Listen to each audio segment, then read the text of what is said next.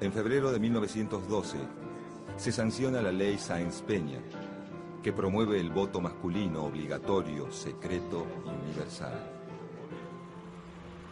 Las mujeres recién tendrán la posibilidad de acceder a las urnas muchos años después, a partir de la sanción de la ley de sufragio femenino en 1947. Las elecciones presidenciales se realizan en 1916. Los conservadores, que desde 1880 controlan, mediante el fraude y otros mecanismos, el gobierno del país, están convencidos del triunfo electoral, aun cuando, por problemas internos, se presentan en dos facciones: el Partido Demócrata Progresista, liderado por el santafesino Lisandro de la Torre, y el Partido Conservador, representado por Marcelino Ugarte, gobernador de la provincia de Buenos Aires. Sin embargo, la victoria le pertenece al líder de la Unión Cívica Radical, Hipólito Yrigoyen, y los conservadores deben adaptarse a hacer oposición por primera vez en la historia. Durante la primera presidencia de Yrigoyen, el radicalismo se propone como una fuerza moral que tiene la misión histórica de construir la nación. Desde los sectores conservadores, que ven este modo de accionar como un estímulo por parte del gobierno a las demandas obreras.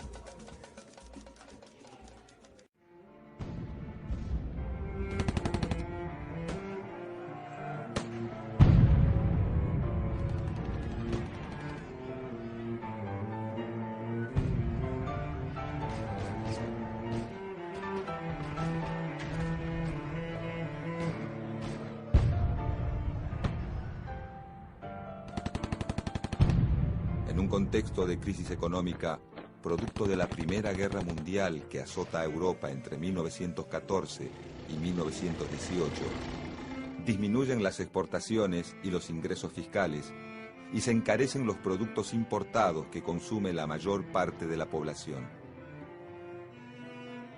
Los trabajadores, golpeados por la situación económica, comienzan a reclamar aumentos salariales.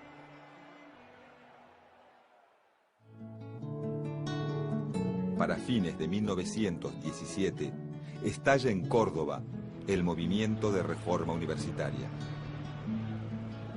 Las facultades, gobernadas por las academias, en manos de miembros vitalicios, fieles representantes de la política previa a 1916, se resisten a todo cambio que ponga en peligro su dominio.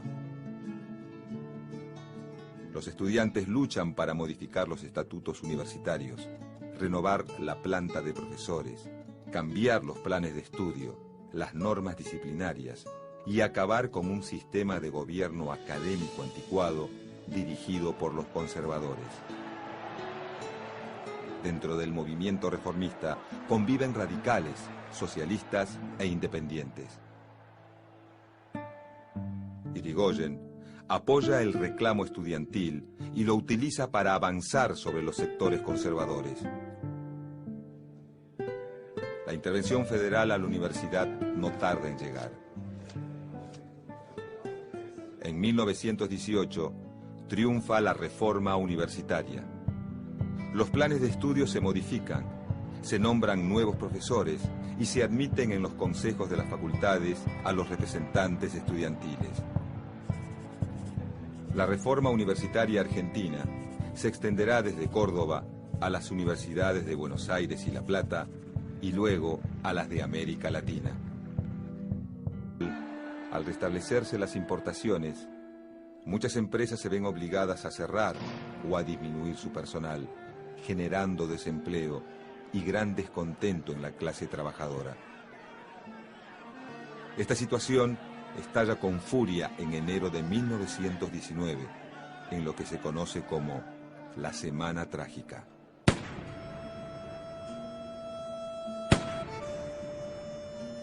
El ejército y la Liga Patriótica reprimen salvajemente y el reclamo deja un desenlace sangriento para los obreros. Es tan solo El comienzo. En 1922, el radicalismo postula a Marcelo Torcuato de Alvear.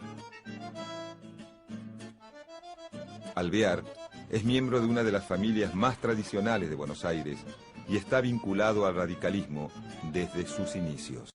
Y consigue absoluta mayoría en el colegio electoral. Marcelo T. de Alvear es el nuevo presidente. Marcelo T. de Alvear busca disminuir el déficit fiscal y el gasto público incrementado bajo la presidencia de Irigoyen. Moderniza al Ejército Nacional, impulsa leyes sobre la jubilación de maestros primarios y fija la jornada laboral en 8 horas de trabajo. Su gobierno se ve favorecido por un descenso general de la conflictividad social. Otra de las medidas tomadas por Alvear es nombrar al general Enrique Mosconi como presidente de la recién creada empresa petrolera del Estado, Yacimientos Petrolíferos Fiscales, YPF. La producción de petróleo se amplía notoriamente y se crea la primera refinería del país en la ciudad de La Plata. A lo largo de la presidencia de Alvear, se plantea un fuerte debate sobre la posibilidad de nacionalizar el petróleo y colocar toda su producción bajo control estatal. Esta idea será el eje de la campaña de Irigoyen para las elecciones de 1928. Ya a comienzos de 1927, la contienda electoral queda planteada, con Irigoyen o contra Irigoyen.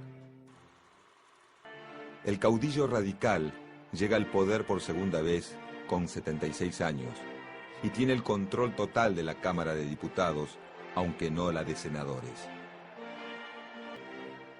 Desde la presidencia, Irigoyen retoma la idea de la nacionalización del petróleo, que se discute entre la opinión pública desde la fundación de YPF.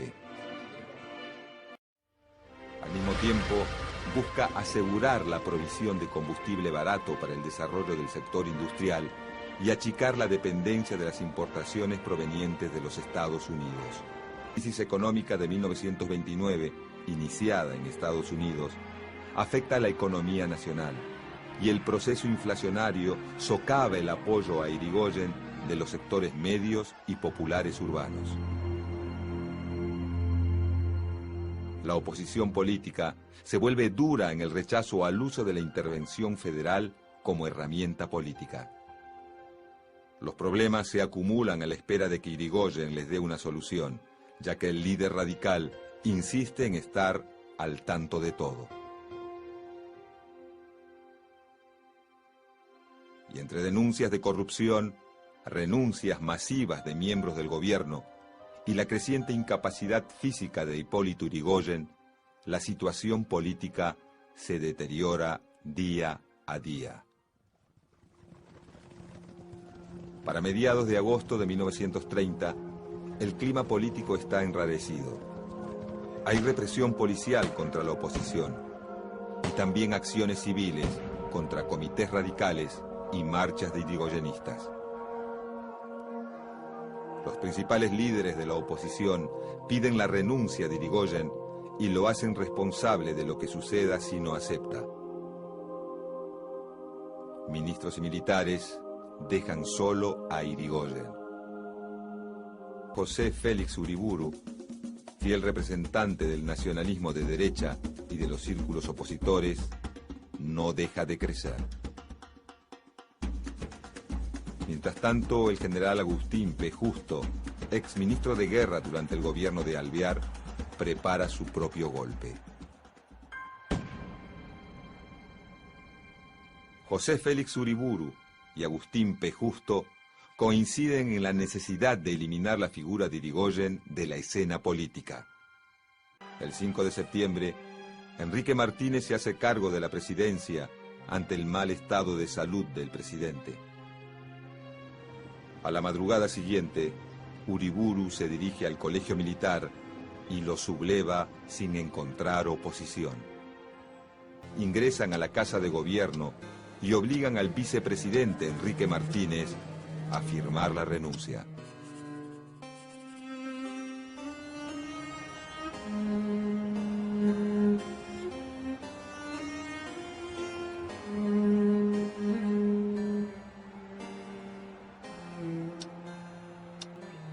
Es el día 6 de septiembre de 1930 y se produce el primer golpe militar de la historia argentina.